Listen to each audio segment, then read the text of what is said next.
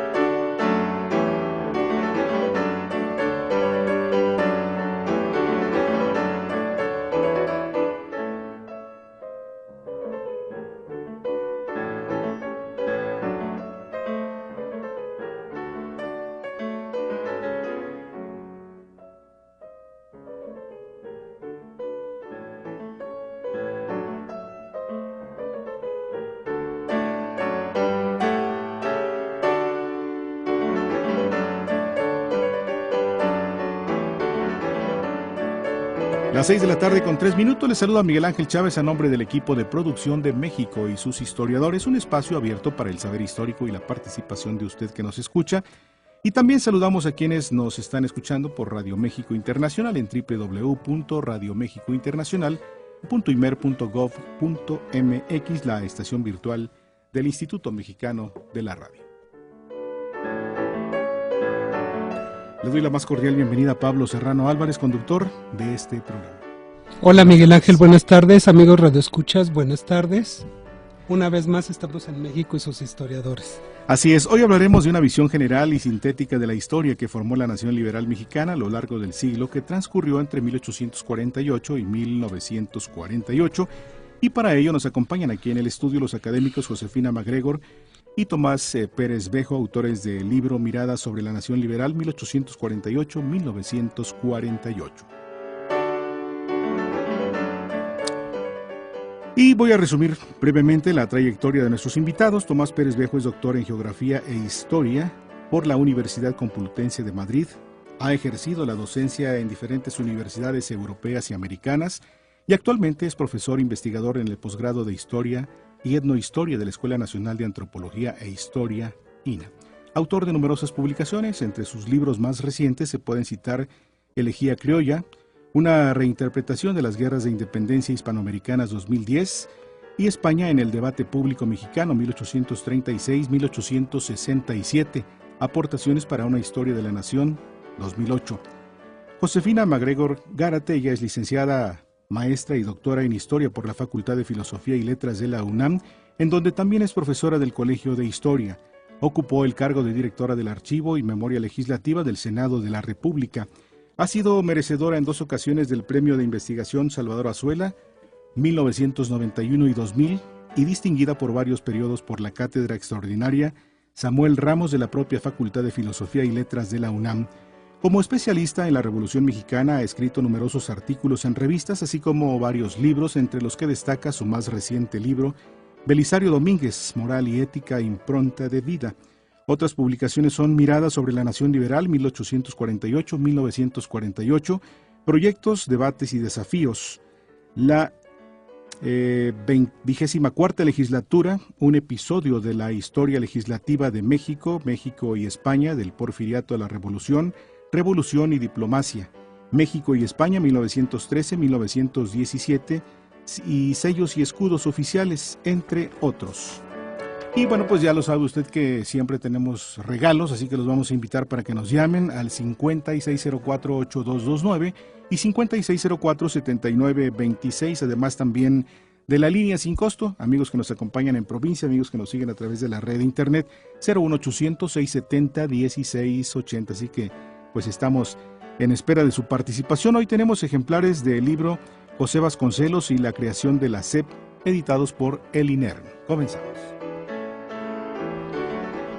Hola, ¿qué tal? Buenas tardes, Josefina MacGregor, como siempre Gracias por venir a México Sus Historiadores, junto con un colega y amigo como Tomás Pérez Bejo. Buenas tardes. Buenas tardes, Hola, Pablo. Buenas tardes. Y el motivo de que están aquí es la aparición, amigas y amigos, de 3 voluminosos libros padrísimos que, bajo el título de Miradas sobre la Nación Liberal 1848-1948, proyectos, debates y desafíos, ha publicado pues nuestra alma mater, la Facultad de Filosofía y Letras de la UNAM, como producto de un llamado macroproyecto de investigación que tendió a hacer una síntesis o una historia global, dirían ciertos académicos, a través de 3 ejes, que a su vez corresponden a 3 libros. El primer libro, Discursos históricos, identidad e imaginarios nacionales. El segundo libro,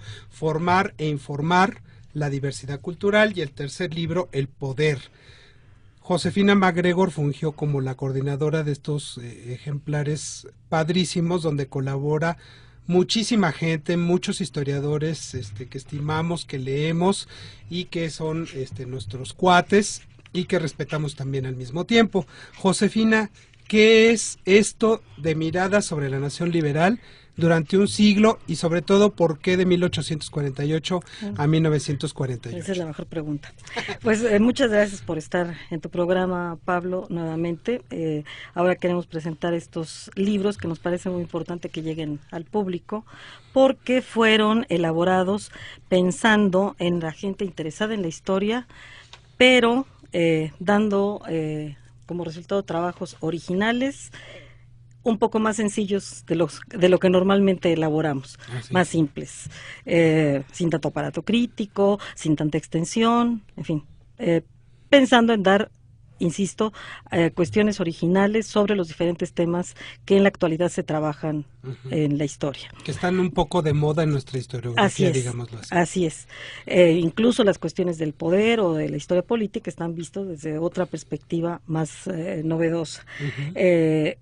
Entonces se pudo reunir un grupo muy amplio de investigadores, 23 personas colaboramos en este trabajo, de diferentes instituciones.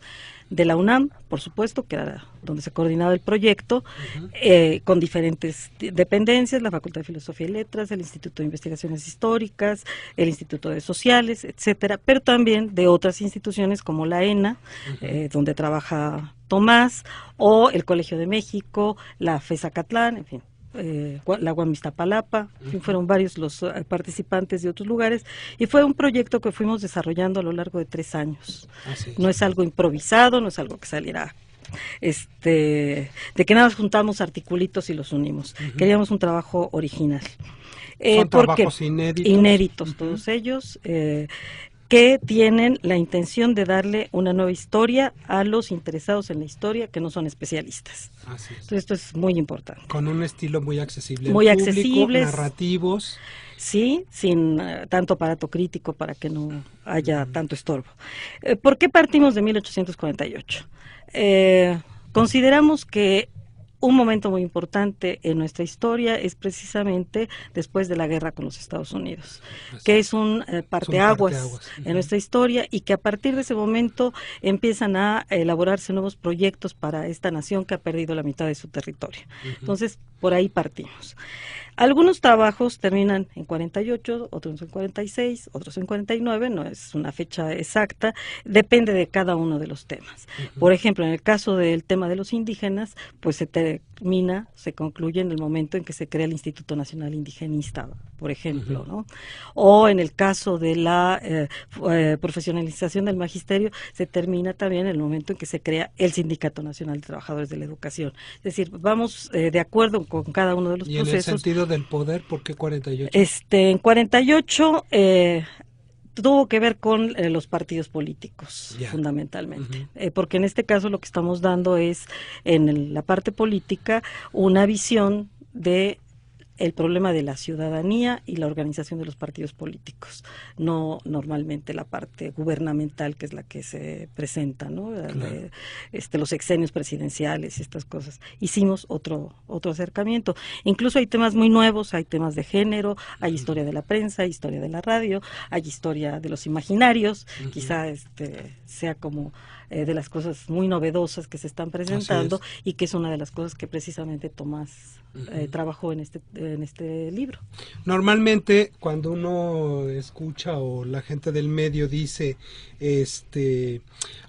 mirada sobre la nación liberal, un siglo de historia en México, dice la gente, híjole, pues como que es muy extenso, como que es muy aburrido, que de novedoso tendría esta propuesta de síntesis histórica de nuestra historia durante este siglo, sobre todo considerando pues las novedades de la historiografía, Tomás. Bueno, hola, buenas tardes. Sí. Yo creo que básicamente lo que ha contado Josefina resume un poco lo que es la idea del libro, y que es un libro que además yo creo que tiene una enorme ventaja, y es que es un libro que trabajamos durante bastante tiempo.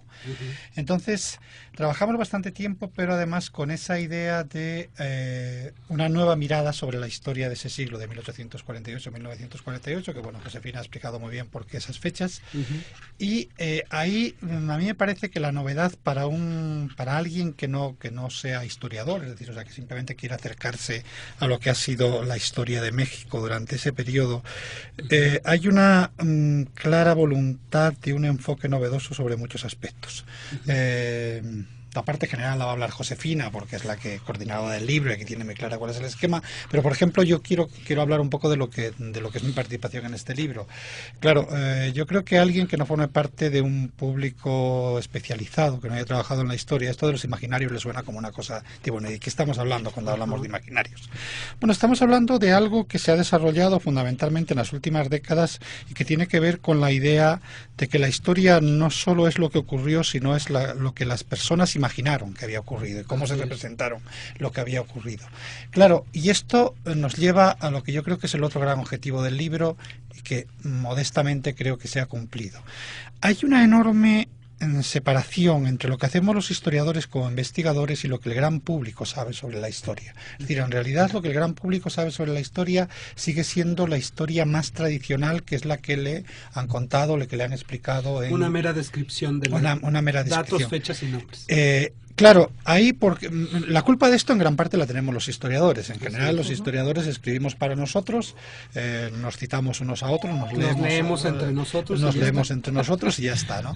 Bueno, la voluntad que tiene el libro, y yo espero que sí que lo hemos conseguido, es que sea un libro que puede leer un lector culto, un lector, digamos, no dedicado a la historia, pero que puede entender lo que ha pasado desde otras perspectivas. Y yo creo que esa sería la gran... Si a mí me dijesen que cuál es la gran aportación del libro, yo diría que es esa, la voluntad y conseguida de llevar las últimas investigaciones a un campo de divulgación científica. Claro, eso es muy interesante, ¿no? Y amigos, fíjense que gracias a la generosidad de la coordinadora Josefina MacGregor, vamos a dar un ejemplar de los 3 tomos completos, pues para alguien que nos haga un comentario que nos impacte o que nos lleve al debate en la segunda parte del programa, así es que llámenos. Y también, bueno, decirles que nos llamen para que se lleven un libro de José Vasconcelos sobre la historia de la fundación de la Secretaría de Educación Pública, que también es un libro que ha tenido mucho éxito y que es bueno que tengan entre sus manos para que lo lean. Tomás, el imaginario y la identidad, ¿con qué se comen? Porque hablamos mucho de identidad así arbitrariamente y decimos no, pues esa es la forma de ser de la gente, de la sociedad, es la forma en que se expresa, es la forma en que se representa, los símbolos, los signos y todo eso, pero para el público en general, ¿qué significa el estudio de la identidad mexicana durante un siglo? Esa es una pregunta complicada, sí. que voy a intentar responder. Ajá. A ver, identidades hay muchas. Es decir, todos tenemos, y en cada uno de nosotros conviven distintas identidades. O dicho de otra manera más sencilla, todos somos muchas cosas.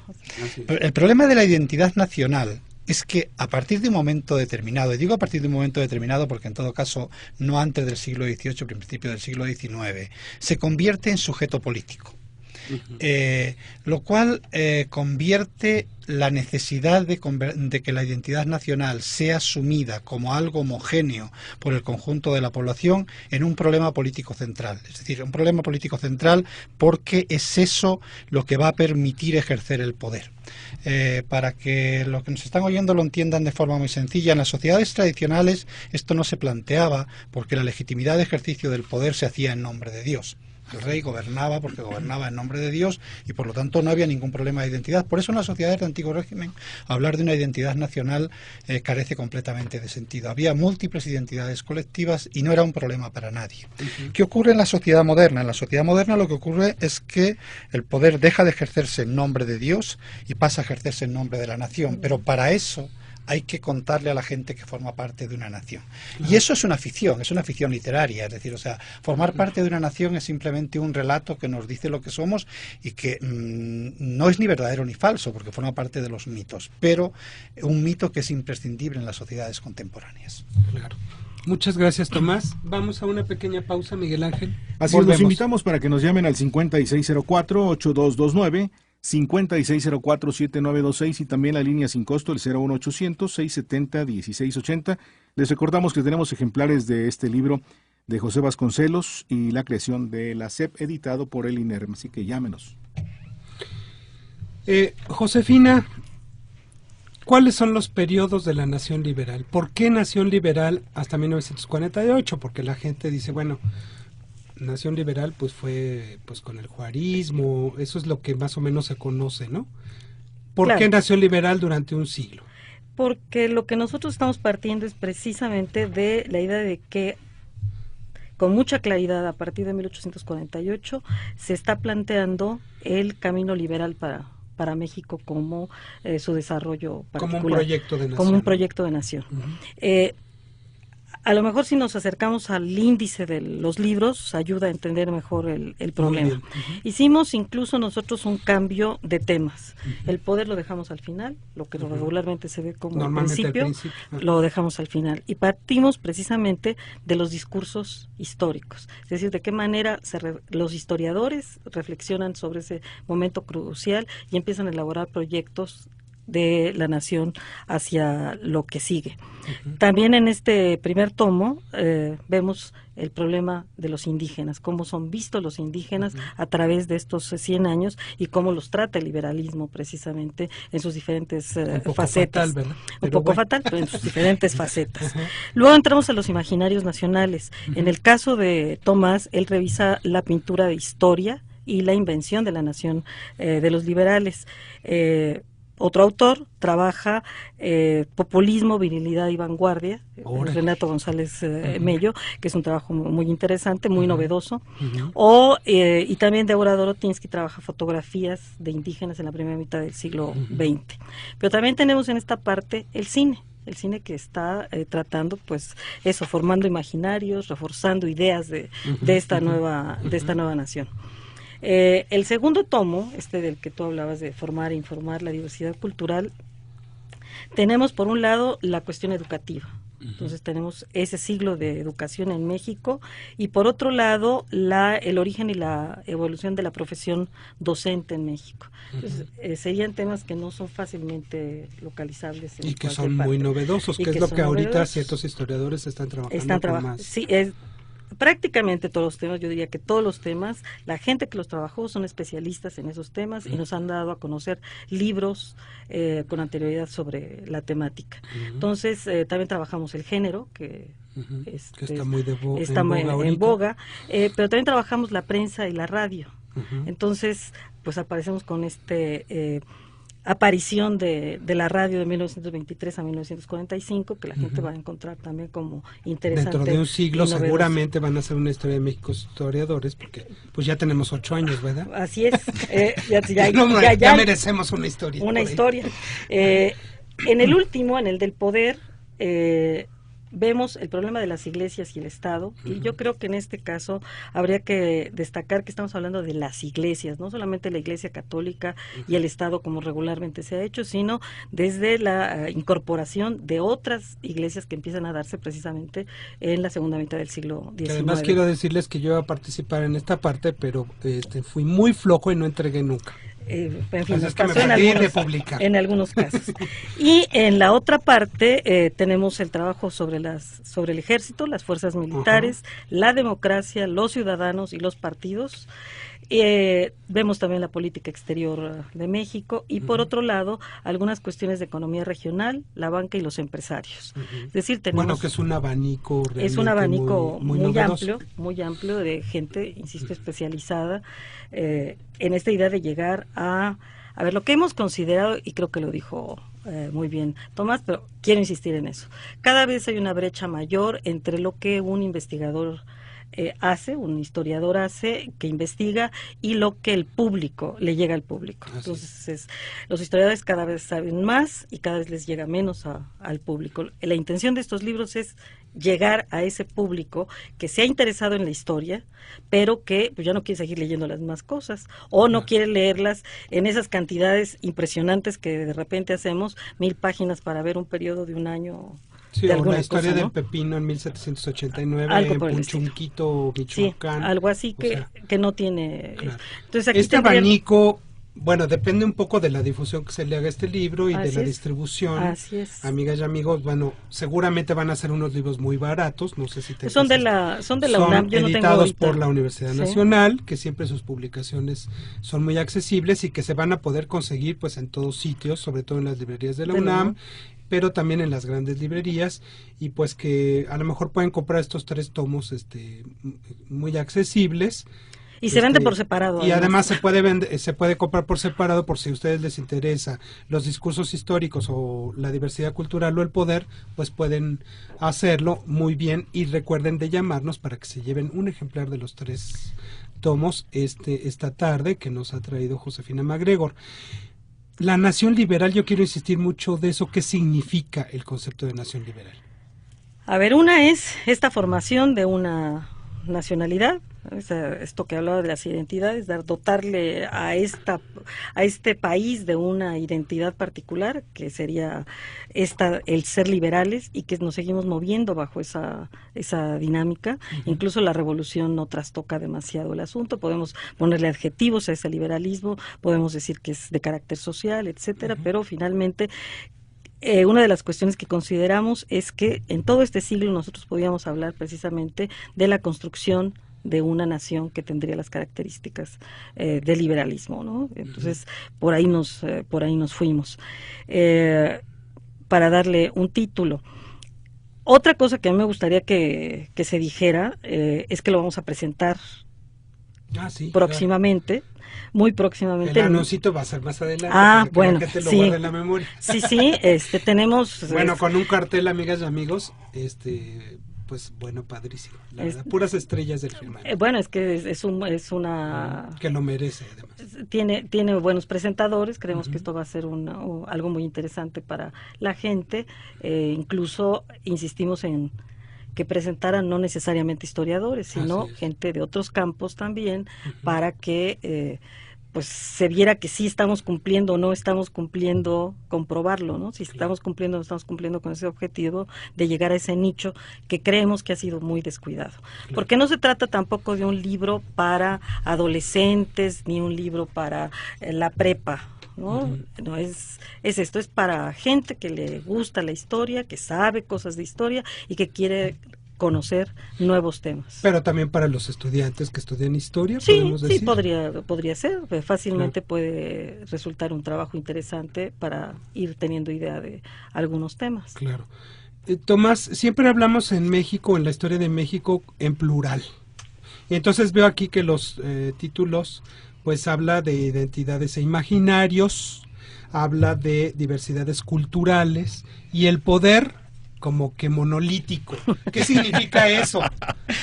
Eso pregúntaselo a la coordinadora del libro. No, ¿Por qué el poder sí. monolítico? O sea, es que somos un país diverso, heterogéneo, multicultural, o sea, todo es en plural, pero ¿qué significa eso para la gente que quiera leer estos libros de la Nación Liberal?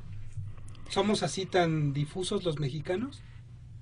Bueno, yo la segunda parte ya te digo, yo creo que se la preguntas a Josefina, pero la primera, no, yo creo que México es un país diverso como todos los países del mundo. Bueno, no sé, Andorra es posible que no sea diverso, ¿no? Porque es tan Y quién pequeñito. sabe internamente, Claro, o sea, quién sabe, ¿no?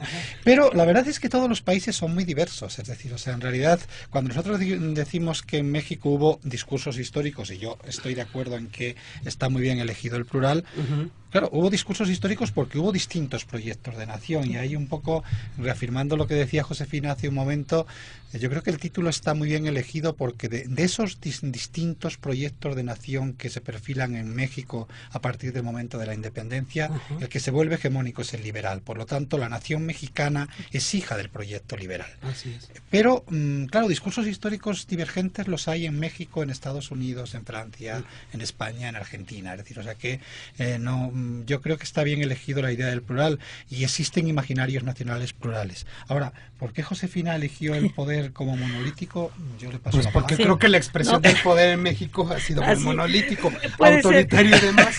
Sí, lo discutimos en algunas de las sesiones. De hecho, el proyecto inicialmente no se llamaba así.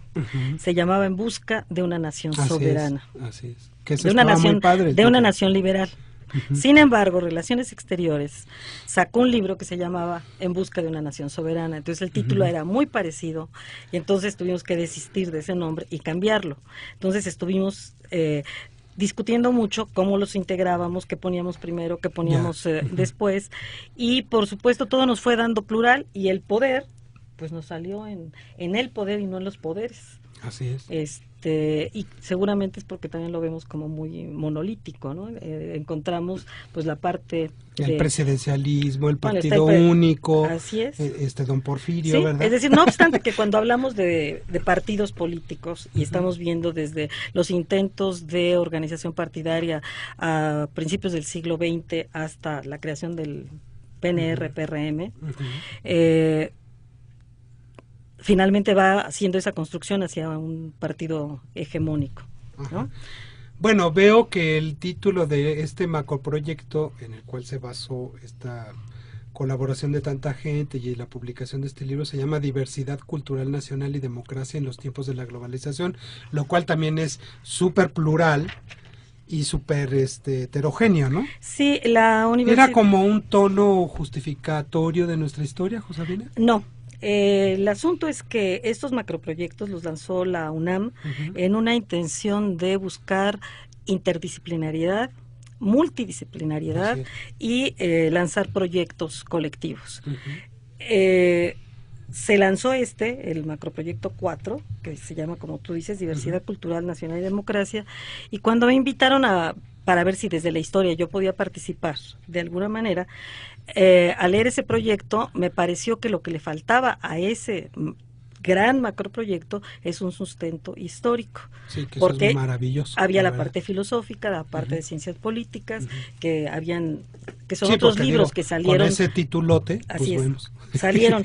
Es decir, si seguimos viendo el título o los subtítulos, nosotros éramos el subproyecto 26 de ese macroproyecto. Entonces, hay gente de otras disciplinas que trabajaron, pero justo lo que yo vi de ese proyecto es que no había sustento histórico. Y entonces seguimos en esta situación de que lo que creemos los historiadores, si no tenemos ese conocimiento de nuestra historia, no podemos tener un futuro. Claro. ¿No? Muy bien, Josefina, continuamos, vamos a una pausa y volvemos. Las 6 de la tarde con 30 minutos, 6:30, estamos aquí en México y sus historiadores. Aquí en el estudio nos acompañan Josefina MacGregor y Tomás Pérez Bejo, autores del libro Miradas sobre la Nación Liberal 1848-1948. Les invitamos para que nos llamen. Recuerden que tenemos ejemplares del libro José Vasconcelos y la creación de la SEP, editado por el INERM. 5604-8229, 5604-7926 y la línea sin costo 01800-670-1680. Regresamos.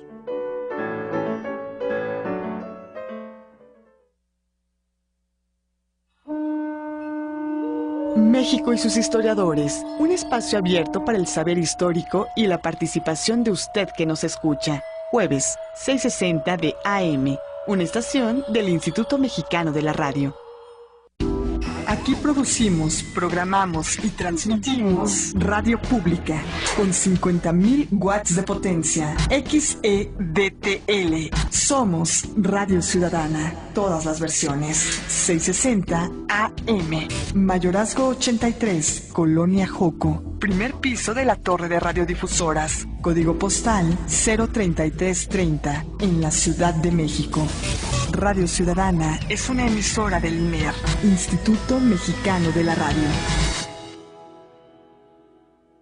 Con el programa Luz Sustentable, el gobierno federal te apoya para que ahorres en tu consumo de energía. Es muy fácil. Tú llevas 4 focos en funcionamiento, más tu recibo de luz sin adeudos y una identificación oficial a cualquiera de los centros de canje autorizados. Para mayor información, llama al 01855-89-343 o en www.luzsustentable.gov.mx. Con el ahorro de energía construimos un México más fuerte. Gobierno federal. Este programa es público, ajeno a cualquier partido político. Queda prohibido el uso para fines distintos a los establecidos en el programa.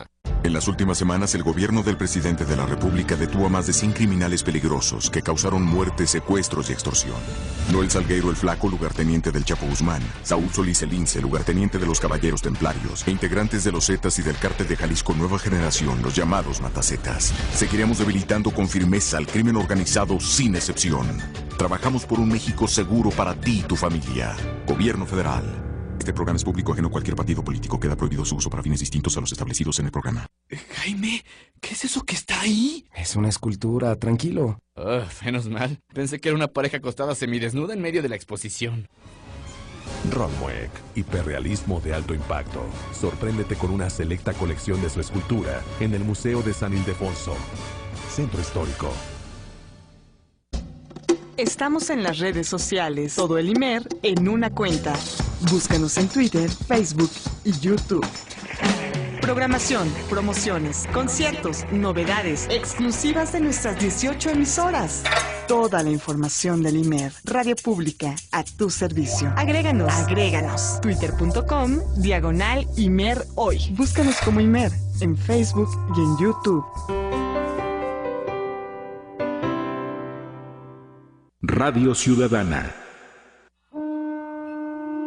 México y sus historiadores, voces expertas para dar respuesta a todas tus preguntas sobre nuestra historia. Jueves, 6:60 de AM, una estación del Instituto Mexicano de la Radio.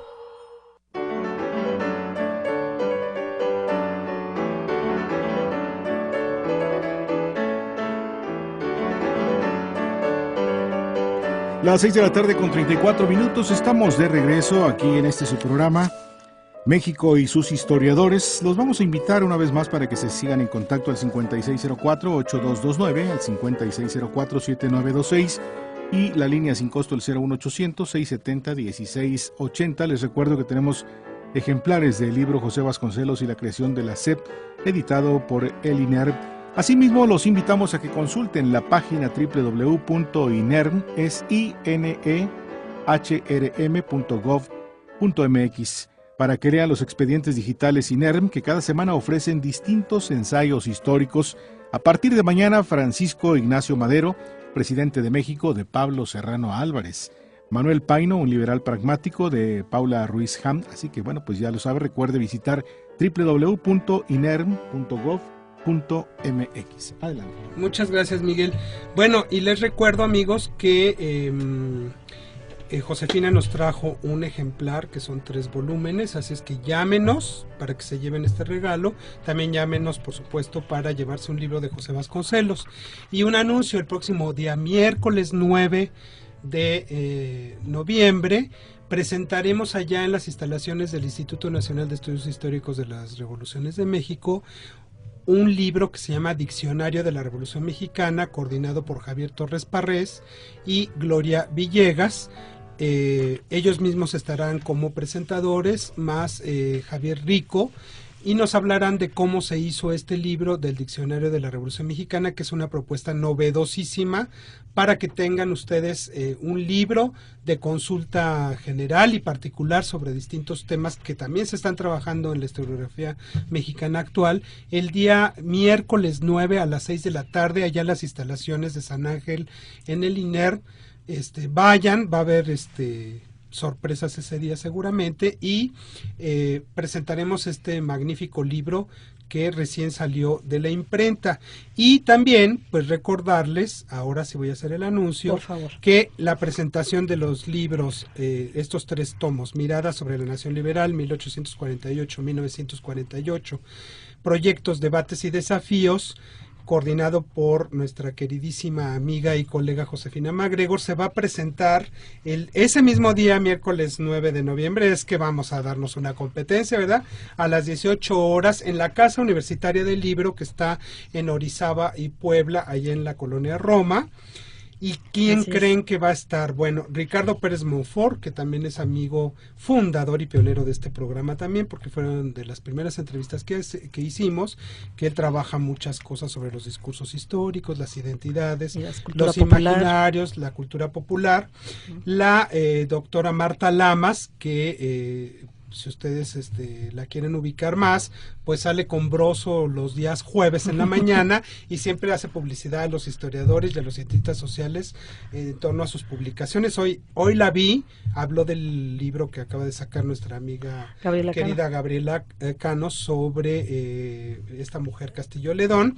Así es que bueno, pues va a estar ahí, la pueden ver en vivo y en directo a Marta que acabas de ser premiada. Por Además lado, acaba ¿no? de ser premiada el premio de la diversidad, ¿no? Ajá. Y un colega también muy estimado, muy popular, que ha trabajado sobre la transición política, sobre los derechos humanos, el doctor Sergio Aguayo del Colegio de México, que también podrán ver en vivo y en directo, que él también, no sé si lo ubiquen, sale en Canal 11 en un programa que es cada 8 días, si mal no recuerdo, los lunes, hablando cosas de la transición política. Así es que este cartel de presentadores, no, van a hablar de Miradas sobre la Nación Liberal, 1848-1948, publicado por la Facultad de Filosofía y Letras de la Universidad Nacional Autónoma de México, el día miércoles 9 de noviembre, 18 horas, Casa Universitaria del Libro. Josefina, ustedes recorren un siglo, ¿y qué periodos abordan? ¿Hacen un recuento de periodos? ¿Hacen una propuesta nueva de periodización? Sí, es una periodización que va de acuerdo con cada uno de los temas que estamos desarrollando. Es decir, varía según el proceso en el que nos detenemos. Yo me acuerdo que la estructura un poco era, por ejemplo, si se hablaba de la iglesia o de las iglesias, se abordaba un poco en la Reforma Liberal, otro poco en el Porfiriato, otro más en la Revolución y otro más en el periodo contemporáneo, ¿no? Sí, era la intención, que 2 personas, dependiendo de las que se pudieran poner de acuerdo, trabajaran cada uno de los procesos. Por ejemplo, en el caso de la economía, una persona se ocupa de economía regional, otra persona se ocupa de la banca y otra se ocupa de empresarios para todo el periodo. Para el asunto de los indígenas, es una sola persona que cubre todo el periodo de estos 100 años, aunque hace una periodización particular en función de los cambios que va notando sobre la actitud y las formas, las políticas indigenistas que hay en el país. En el caso de la política, por ejemplo, trabajamos 2 personas este proceso, la doctora Georgette José y yo. Entonces, yo arranqué de 1857, básicamente con las discusiones de la Constitución, y llegué a 1917, cuando se reforma la Constitución del 57 y tenemos el nuevo organismo. Y la doctora a partir del 17 hasta el 48. Yo insisto un poco más en el problema de ciudadanía, y lo que voy buscando es eso, cómo fue definida la ciudadanía en nuestras constituciones, y lo que yo encuentro en este caso es una ambigüedad en cuanto a la definición de ciudadano. Un problema que hemos tenido y que creo que seguimos padeciendo hasta el día de hoy, en donde la gente no acaba de tener claro qué es un ciudadano y cuáles son sus obligaciones y sus compromisos, sobre todo de orden social.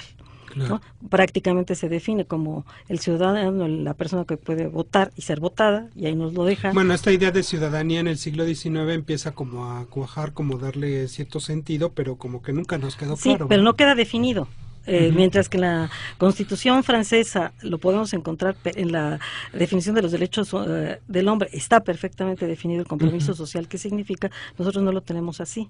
Entonces hay esta parte que, aunque a veces se discute en estos ámbitos de los congresos, no acaba de ser perfilada de manera clara, pero además hay otras discusiones a lo largo de estos periodos, sobre todo a los finales del Porfiriato. Nos arrancamos con el asunto de los partidos políticos, está la modernidad de la organización partidaria que se nos da en nuestro país hasta principios del siglo XX, y justamente sobre ese tema va a insistir un poco más la doctora José, porque le toca la formación de varios partidos, ¿no? Desde el liberal constitucionalista, el cooperatista, el laborista, en fin, hasta llegar al PNR y al PRM, ¿no? Claro. Tomás, ¿cómo periodizar los imaginarios? Bueno, yo ahí, en mi caso concreto, en realidad la idea de la cual yo parto es que el relato fundamental sobre lo que la nación mexicana es una construcción de los liberales del siglo XIX, de la segunda mitad del siglo XIX, y que en realidad la revolución, por extraño que pueda parecer, se limita a tomar esa trama básica que había sido construida en el siglo XIX. Por lo tanto, yo lo que me centro es en cómo se construye esa trama básica. Y esa trama básica la voy a resumir porque es muy, muy fácil de resumir en muy pocas palabras. Consiste en la idea de un ciclo de nacimiento, muerte y resurrección.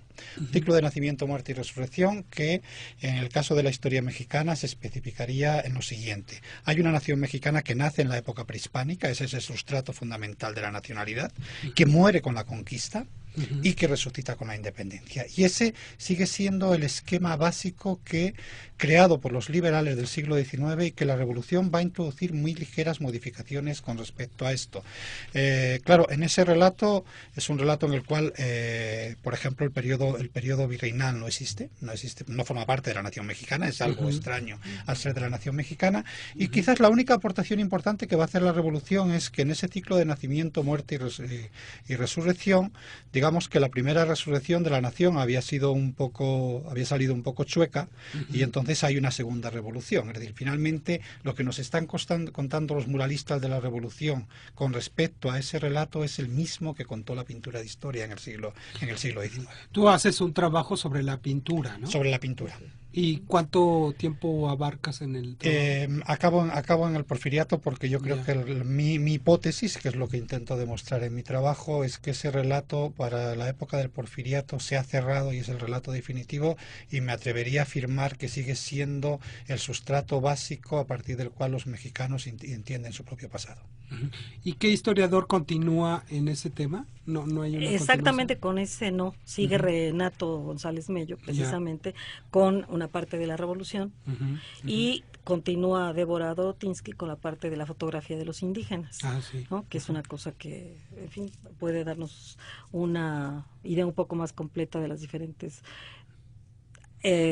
influencias en el imaginario. Y luego sigue en el cine, sobre el cine, Francisco Peredo.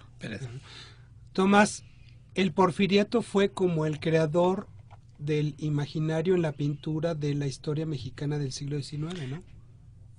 No exclusivamente, el proceso se inicia antes, a partir de la República restaurada, y lo único que va a hacer el Porfiriato, digamos, es redondear el proceso, pero es por eso yo creo que sí que es, volviendo al título del libro, es un proyecto liberal, o sea, ese es un proyecto del liberalismo a lo largo del siglo XIX, que desde luego sí cristaliza en la época del Porfiriato, pero bueno, sobre todo cristaliza en una obra no de pintura, que es México a través de los siglos, en el cual aparece claramente este esquema al cual estoy haciendo referente aquí, que es la gran obra histórica del siglo XIX mexicano y del liberalismo mexicano, yo diría.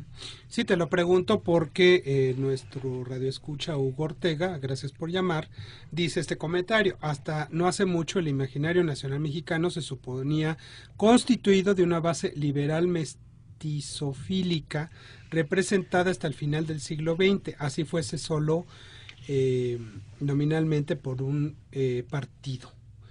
Y esto viene a cuento porque, por ejemplo, en el Porfiriato se crea una imagen de Miguel Hidalgo, por ejemplo, como padre de la patria, y permanece, ¿no?, permanece. Ese imaginario.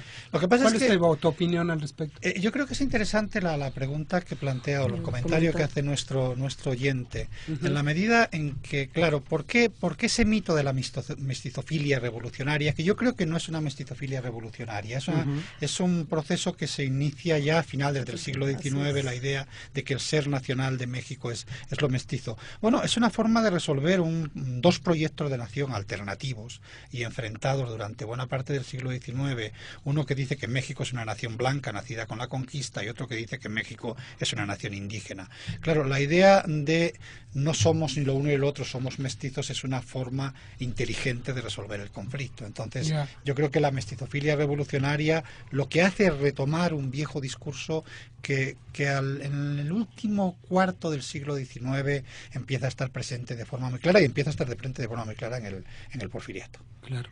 A mí me gustaría aclarar, Pablo, que precisamente el trabajo de Tomás viene acompañado de imágenes que han influido en ese imaginario, lo mismo que el trabajo de Renato, que tiene menos, y por supuesto las fotografías que acompañan el de Débora Dorotinsky. Es el único de nuestros tomos que está ilustrado.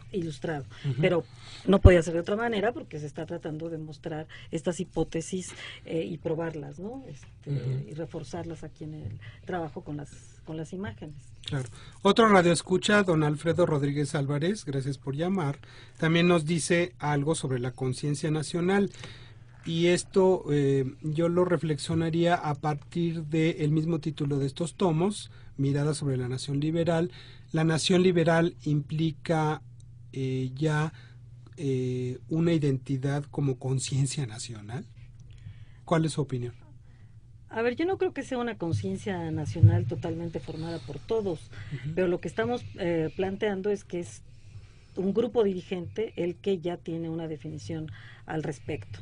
¿Y qué se empieza a dar? Desde luego, en los discursos históricos, a partir de 48, todavía vemos la disputa entre cuestiones sobre posiciones de carácter liberal con otras que no son tan liberales y todavía son conservadoras. Pero finalmente se va a ir marcando el triunfo de esta posición liberal, que va a ser la dominante, ¿no? Claro. Entonces, ahí se va adquiriendo una conciencia.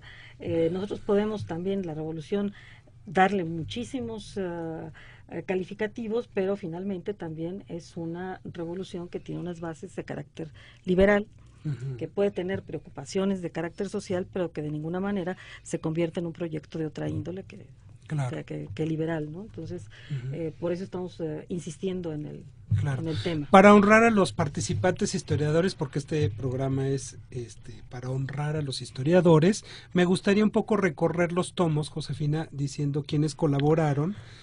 Por ejemplo, en el Discursos Históricos, Identidad e Imaginarios Nacionales, pues para que los vayamos conociendo y para que la gente pues los lea, porque además hay de todo, jóvenes, nobles, esa fue una cosa profesores encumbrados, investigadores que andan por ahí queriendo publicar y no pueden, y eso me encanta de esta propuesta historiográfica. Cuando hicimos nuestra síntesis, nuestro balance, nos dimos cuenta que estaba muy equilibrado en cuestiones de género, hay muchos hombres, hay muchas mujeres, y que estaban representadas cuando menos 4 generaciones. Eso está padrísimo. Entonces fue como muy bonito.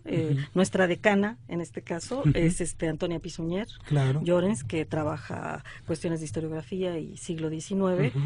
Que por cierto se ha llevado el programa, el premio Gastón García Contú del INERM, que se es dedicado a la trayectoria en investigación de la Reforma Liberal. Así es. Otra parte de historiografía la hace Javier Rico Moreno, de la Facultad de Filosofía y Letras.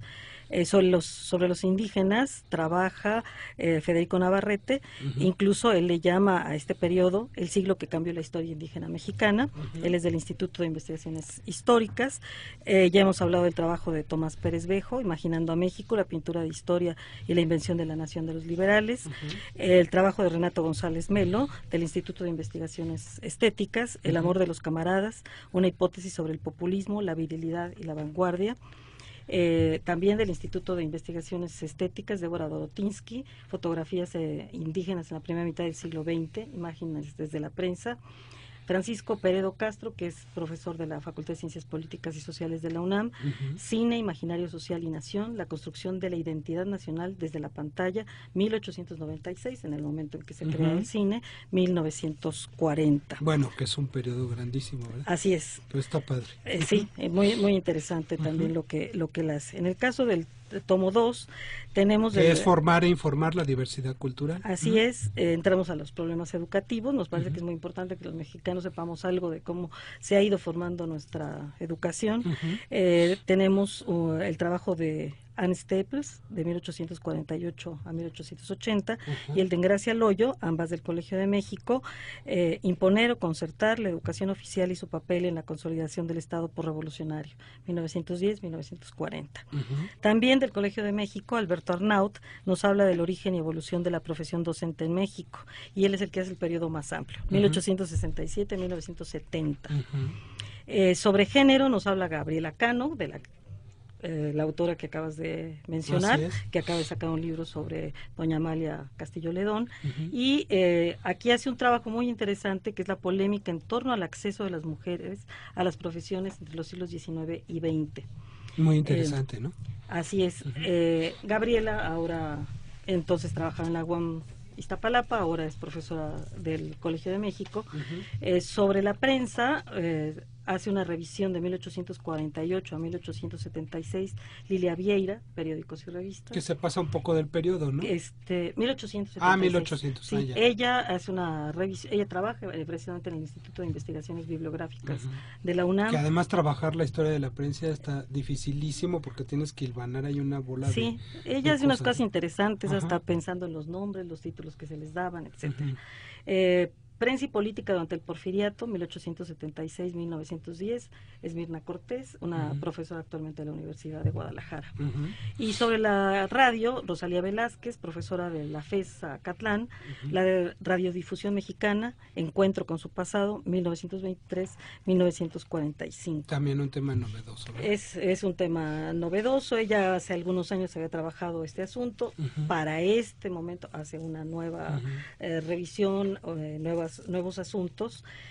Sobre las iglesias y el Estado, Rubén Ruiz Guerra y Guadalupe Gómez Aguado, ambos de la UNAM, trabajan instituciones eclesiásticas y prácticas de fe en la conformación del México moderno, y va de 1846 a 1910. Las fuerzas militares y la fundación del Estado Liberal Mexicano, de 1848 a 1877, lo hace Bernardo Ibarrola, que como sabemos ahorita se está poniendo de moda otra vez el tema de la historia militar. Tenemos por obvias razones, ¿verdad? Varios historiadores jóvenes que se están dedicando a esto. En mi caso, mi trabajo se llama Ciudadanía, Indefinición y Ambigüedad como punto de partida, 1857-1917. Posteriormente, Georgette José trabaja Sistemas Electorales, Ciudadanos, Partidos Políticos y Democracia, de 1918 a 1948, de la descentralización a la centralización política, de ahí el poder. Por eso el poder.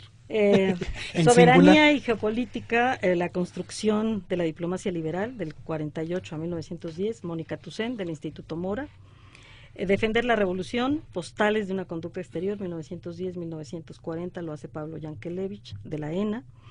En economía, paralítica la economía, México 1848-1878, lo hace Mario Contreras, de la Facultad de Economía. Un siglo de historia bancaria de México, lo hace María Eugenia Romero Ibarra, también de la Facultad de Economía de la UNAM.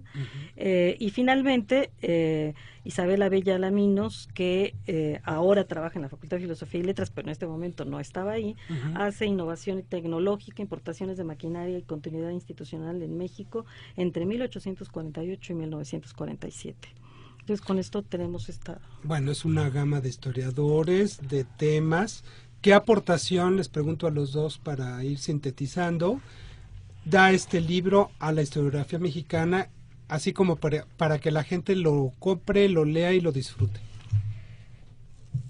Tomás. Yo diría que la gran aportación es la siguiente.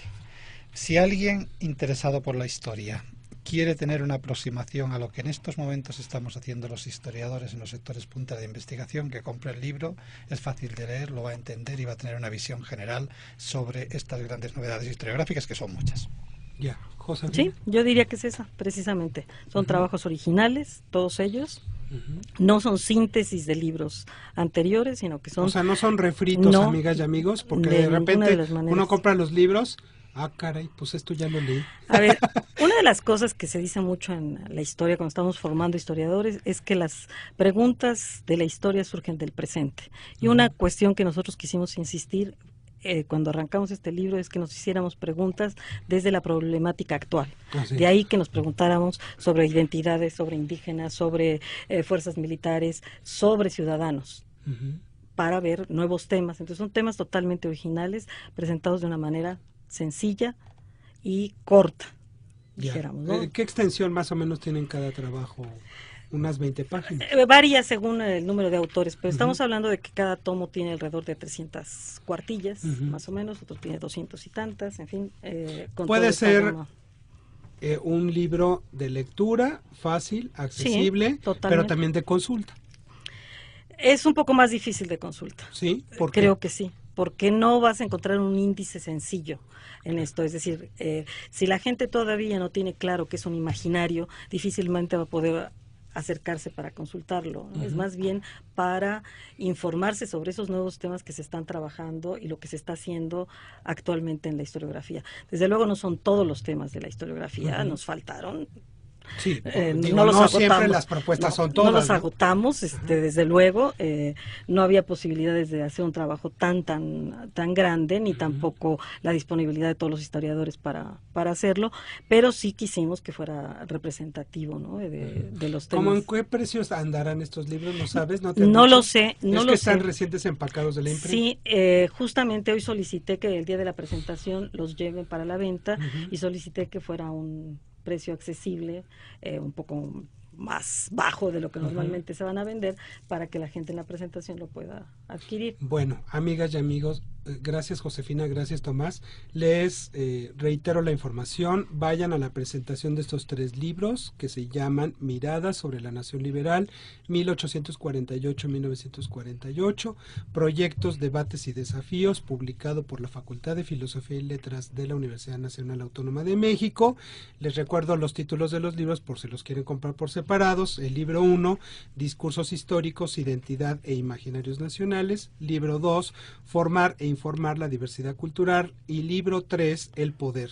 Y presenta un cartel de destacados intelectuales como Ricardo Pérez Monfort, que siempre es muy divertido en las presentaciones, Marta Lamas, que también tiene una chispa enorme, y Sergio Aguayo, que es el más formal yo creo que de los 3, ¿verdad?, que trabaja la transición política siempre, y va a coordinar esta presentación pues nuestra amiga, colega de toda la vida, Josefina MacGregor, el miércoles 9 de noviembre a las 18 horas en la Casa Universitaria del Libro, Orizaba y Puebla, en la colonia Roma. Vayan para allá, pero vayan también para acá, a San Ángel, a la presentación del libro El Diccionario de la Revolución Mexicana, que nos harán el favor de presentar Gloria Villegas, Javier Torres Parés y Javier Rico. Yo moderaré, así es que estaremos muy divertidos. Así es que muchas gracias y nos encontramos la próxima semana. Adiós, Miguel Ángel. Muchas gracias a ustedes. Nos vamos, pero antes tengo por aquí la lista de los ganadores de los libros de José Vasconcelos: Cristina Sánchez, Daniel Gómez Lezama, Arnoldo Landeros, Francisco Montes López, Eduardo Chaide García. Y el ganador de este libro, de Miradas sobre la Nación Liberal, es Bruno Zárate. Todos ustedes a recoger su libro en Francisco y Madero, número 1, Colonia San Ángel, donde están precisamente las instalaciones del INER, con una copia de su identificación. Horas hábiles. Pásenla bien, sigan aquí en 660 Radio Ciudadana.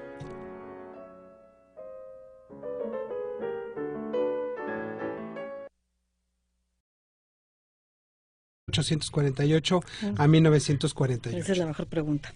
Pues muchas gracias por estar en tu programa, Pablo, nuevamente. Ahora queremos presentar estos libros que nos parece muy importante que lleguen al público, porque fueron elaborados pensando en la gente interesada en la historia, pero dando como resultado trabajos originales, un poco más sencillos de lo que normalmente elaboramos, más simples, sin tanto aparato crítico, sin tanta extensión, en fin, pensando en dar insisto, cuestiones originales sobre los diferentes temas que en la actualidad se trabajan en la historia. Que están un poco de moda en nuestra historiografía, digámoslo así. Así es. Incluso las cuestiones del poder o de la historia política están vistos desde otra perspectiva más novedosa. Entonces se pudo reunir un grupo muy amplio de investigadores, 23 personas colaboramos en este trabajo, de diferentes instituciones. De la UNAM, por supuesto, que era donde se coordinaba el proyecto, con diferentes dependencias, la Facultad de Filosofía y Letras, el Instituto de Investigaciones Históricas, el Instituto de Sociales, etcétera, pero también de otras instituciones como la ENA, donde trabaja Tomás, o el Colegio de México, la FES Acatlán, en fin.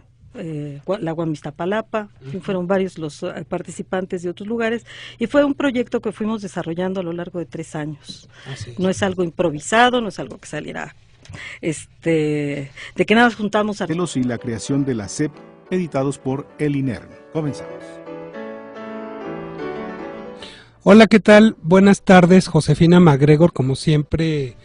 Gracias por venir a México Sus Historiadores, junto con un colega y amigo como Tomás Pérez Bejo. Buenas tardes. Buenas tardes, Hola, Pablo. Buenas tardes. Y el motivo de que están aquí es la aparición, amigas y amigos, de 3 voluminosos libros padrísimos que, bajo el título de Miradas sobre la Nación Liberal 1848-1948, Proyectos, Debates y Desafíos, ha publicado pues nuestra alma mater, la Facultad de Filosofía y Letras de la UNAM, como producto de un llamado macroproyecto de investigación que tendió a hacer una síntesis o una historia global, dirían ciertos académicos, a través de 3 ejes, que a su vez corresponden a 3 libros. El primer libro, Discursos históricos, identidad e imaginarios nacionales. El segundo libro, Formar e informar, la diversidad cultural, y el tercer libro, El poder. Josefina MacGregor fungió como la coordinadora de estos ejemplares padrísimos, donde colabora muchísima gente, muchos historiadores que estimamos, que leemos y que son nuestros cuates y que respetamos también al mismo tiempo. Josefina, ¿qué es esto de Miradas sobre la Nación Liberal durante un siglo, y sobre todo por qué de 1800?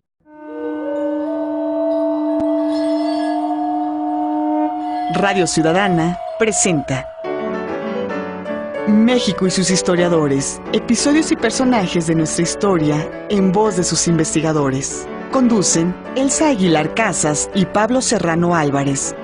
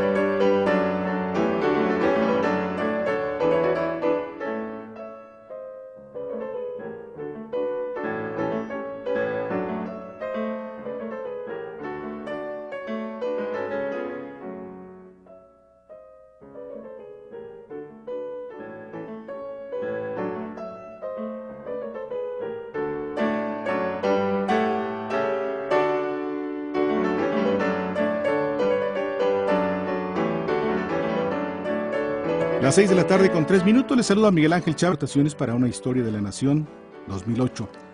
Josefina MacGregor Gárate, ella es licenciada, maestra y doctora en Historia por la Facultad de Filosofía y Letras de la UNAM, en donde también es profesora del Colegio de Historia. Ocupó el cargo de directora del Archivo y Memoria Legislativa del Senado de la República. Ha sido merecedora en 2 ocasiones del Premio de Investigación Salvador Azuela, 1991 y 2000, y distinguida por varios periodos por la Cátedra Extraordinaria Samuel Ramos de la propia Facultad de Filosofía y Letras de la UNAM. Como especialista en la Revolución Mexicana ha escrito numerosos artículos en revistas, así como varios libros, entre los que destaca su más reciente libro, Belisario Domínguez, Moral y Ética, Impronta de Vida, Otras publicaciones son Miradas sobre la Nación Liberal, 1848-1948, Proyectos, Debates y Desafíos. La 24ª legislatura, un episodio de la historia legislativa de México, México y España, del Porfiriato a la Revolución, Revolución y Diplomacia, México y España, 1913-1917, y sellos y escudos oficiales, entre otros.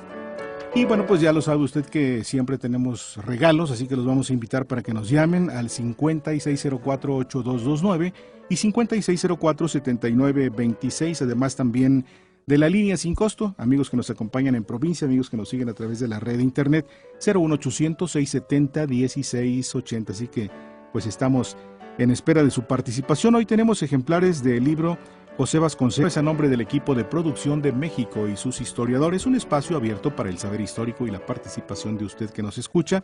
Y también saludamos a quienes nos están escuchando por Radio México Internacional en www.radiomexicointernacional.imer.gov.mx, la estación virtual del Instituto Mexicano de la Radio. Le doy la más cordial bienvenida a Pablo Serrano Álvarez, conductor de este programa. Hola Miguel Ángel, buenas tardes, amigos radioescuchas, buenas tardes. Una vez más estamos en México y sus historiadores. Así es, hoy hablaremos de una visión general y sintética de la historia que formó la nación liberal mexicana a lo largo del siglo que transcurrió entre 1848 y 1948, y para ello nos acompañan aquí en el estudio los académicos Josefina MacGregor y Tomás Pérez Bejo, autores del libro Miradas sobre la Nación Liberal 1848-1948. Y voy a resumir brevemente la trayectoria de nuestros invitados. Tomás Pérez Bejo es doctor en Geografía e Historia por la Universidad Complutense de Madrid. Ha ejercido la docencia en diferentes universidades europeas y americanas y actualmente es profesor investigador en el posgrado de Historia y Etnohistoria de la Escuela Nacional de Antropología e Historia, INA.